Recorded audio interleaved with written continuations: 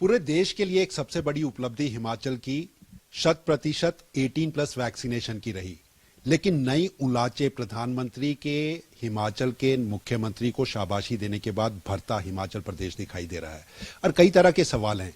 आज हमारे साथ उद्योग मंत्री विक्रम सिंह ठाकुर हैं और उनसे जानेंगे, क्योंकि दो बड़ी चीजें। विक्रम जी, सबसे पहले तो आपका स्वागत कर दूं। धन्यवाद सर, धन्यवाद सर। विक्रम जी, बड़ी बदलाव की स्थितियां नजर आ रही हैं, नए प्रपोजल्स जो हैं वो यहां पर दिखाई दे रहे हैं और खास तौर पर आपके पास उद्योग भी है और ट्रांसपोर्ट भी है। दो चीजों में बदलाव हम देख रहे हैं।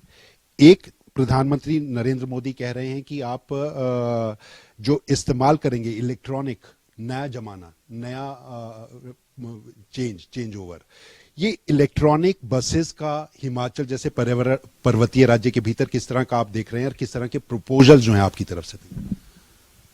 मैं आपके ध्यान में जो लाना चाहता हूं कि काफी लंबे समय से जो हमारी जो इलेक्ट्रिक बसेस के बारे में जो हमने एक पॉलिसी तैयार करनी थी, मुझे आपको बताते हुए जो खुशी हो रही है कि बहुत जल्दी इस पॉलिसी को जो है वो धरातल पे हम लोग ला रहे हैं। क्या क्या हो सकता है उसमें, किन कौन कौन सी चीजें हो सकती हैं, आज उसके बारे में काफी डिटेल में बात हुई है। और हमारा जैसा प्रदेश है, जैसा हमारा वातावरण है, हमें सूट करता है कि यहाँ पर इलेक्ट्रिकल बसेस ज्यादा से ज्यादा चले और उसके लिए एक इंफ्रास्ट्रक्चर भी खड़ा करना पड़ेगा। और आपके ध्यान में रहे कि केंद्र सरकार ने 3 प्रदेश, जिनमें से एक हिमाचल प्रदेश है, जिसको उन्होंने लाइट हाउस, दूसरों को रोशनी देने वाला प्रदेश, ताकि यहां पर इस प्रकार की पद्धति चले ताकि दूसरे लोग इसको देखें, उस तरफ हमने आज उसकी हमारी मीटिंग भी थी। और मैं आपको बताते हुए मुझे इस बात की खुशी है कि हम जो हमारे बड़े शहर हैं, स्मार्ट सिटीज हैं, उसमें हम किस प्रकार से इलेक्ट्रिकल व्हीकल्स को चला सकते हैं। हम वहीं पर ही नहीं रुकेंगे, हम छोटे ऑटो रिक्शा, बाकी की सारी ट्रांसपोर्ट, उन लोगों को किस प्रकार से इलेक्ट्रिकल व्हीकल की तरफ अट्रैक्ट करना है, इसके बारे में एक लंबी चर्चा हुई है और मुझे लगता है हम इसमें सफल होंगे। आखिर आपने जिस तरीके से बताया, कितने राज्यों को ये मिला है? हिमाचल चुनिंदा राज्य जिस तरह से आप बता रहे हैं, कितने राज्यों के भीतर ये जो है स्कीम केंद्र की तरफ से शुरू की गई है और लाभ किस तरह के लोगों को मिलेगा? केंद्र की तरफ से सभी स्टेट्स के लिए बोला गया है, लेकिन ये जो लाइट हाउस की बात मैंने की है, जो 2 और प्रदेश हैं, एक महाराष्ट्र है और एक कर्नाटका है।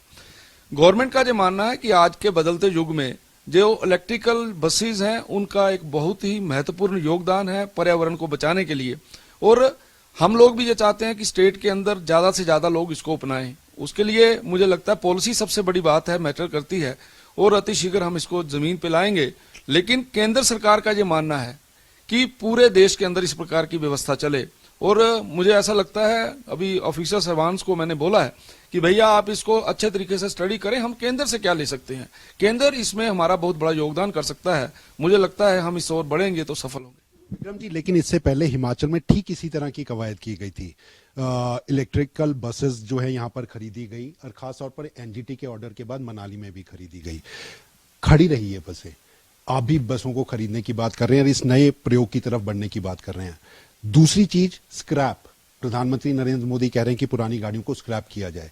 आपको लगता है दोनों चीजों की जरूरत के बाद हिमाचल की ये स्थिति किस तरह की होगी और स्क्रैप के लिए आपने कोई योजना तैयार की है? कहां आप स्क्रैप करें?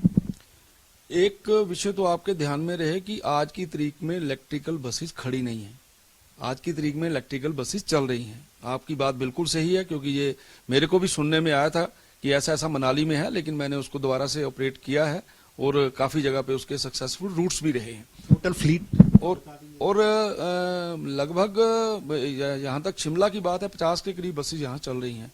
टोटल तो मैं नहीं आपको नंबर एग्जैक्टली बता पाऊंगा। और दूसरी बात जो आपने आदरणीय प्रधानमंत्री जी वाली बोली है कि वो एक तो स्क्रैप के विषय में उन्होंने बोला है, इसके ऊपर भी मुझे ऐसा लगता है स्टेट्स को पॉलिसी बनानी पड़ेगी।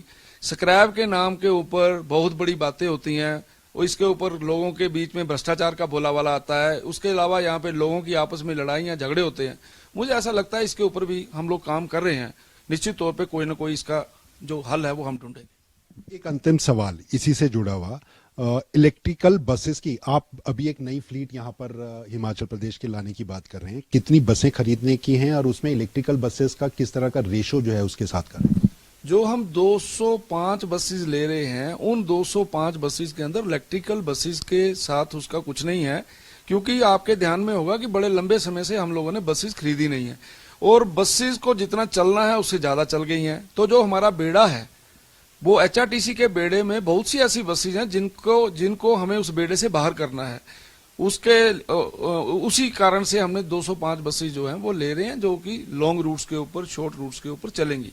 जहां तक इलेक्ट्रिकल व्हीकल्स की बात है, मैंने जो अभी आपको बताया, बद्दी, धर्मशाला और शिमला, यहाँ पर हम ट्रायल करेंगे। ट्रायल बेसिस के ऊपर यहाँ पे हम पहले वहाँ पे इंफ्रास्ट्रक्चर तैयार करेंगे और निश्चित तौर पे धीरे धीरे हम इस ओर बढ़ेंगे। कैसे लोगों को इस ओर अट्रैक्ट करना है वो हमने पॉलिसी में प्रावधान दिए हैं। मुझे लगता है कि उसमें काफी काम हमने किया है और उसका हमें लाभ भी होगा।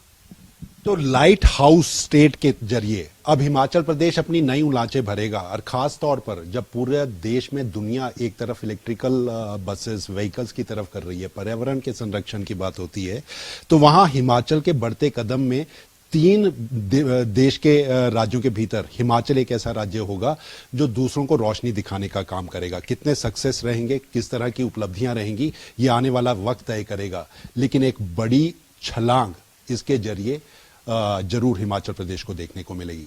कैमरामैन सुभाष के साथ अरुण उनियाल, खबरें अभी तक, शिमला।